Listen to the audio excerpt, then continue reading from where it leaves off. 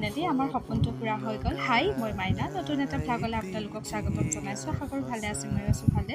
তো দুৰ্গাপুৰত আমাৰ নিজৰ এটা ফ্লেট কিনা হৈছিল, তো তাকে গৈ আছিলোঁ চাবলৈ। তো এয়া আমি জাষ্ট সোমাইছোঁ ফ্লেটৰ ফালে। তো এইটোৱে আমাৰ ফ্লেটটো। তো এই দৰ্জাবিলাক লগাইছিলোঁ নতুনকৈ, তো এইটো চাইডে বেলেগৰ আৰু। তো এইটো আমাৰ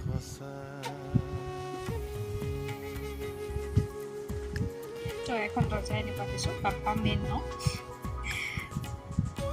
তো এইটো বাহিৰৰ ভিউটো।